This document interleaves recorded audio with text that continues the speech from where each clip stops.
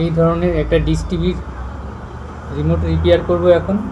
দেখুন এখানে ব্যাটারি লাগানো হয়ে গেছে, ঘুরিয়ে নিচ্ছি, কানেকশান পাচ্ছি কিনা, কিন্তু কাজ হচ্ছে কিনা দেখুন। সামনে যে ইনফ্রারেড ডায়োডটা আছে ওইখানে সিগন্যাল দিচ্ছে না, দিলে আলো জ্বলে উঠত। এবার বন্ধুরা আমি খুলে ফেলবো।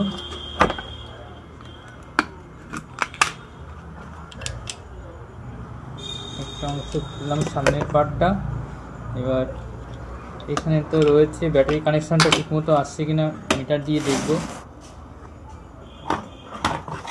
এই দেখুন একটা মিটার নিয়েছি, ভোল্টে রেখে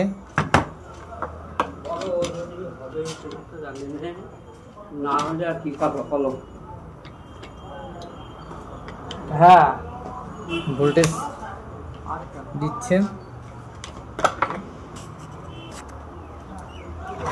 এবার ভোল্টেজ এসে গেছে কানেকশান পিনে। এবার আমি মেপে দেখব ইনফ্রারেড যে ডায়োডটা আছে, ইনফ্রারেড ডায়োডে পৌঁছাচ্ছে কিনা।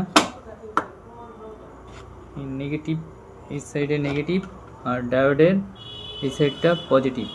হ্যাঁ এখানে ভোল্টেজ শো করছে, তার মানে এখানে কানেকশানের যে ফিডারটা আছে সেটা ঠিক আছে।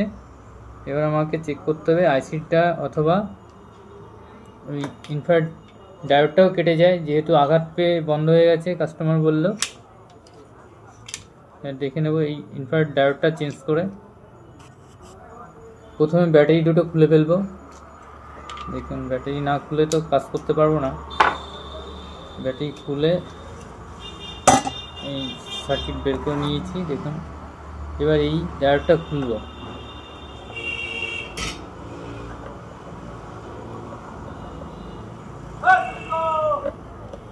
এই যে ডায়োড খুলে ফেলেছি। এবার একটা নতুন ডায়োড দিয়ে দেখবো চেক করে। ডায়োডটা খুলেছি, এই যে ইনফ্রারেড ডায়োড।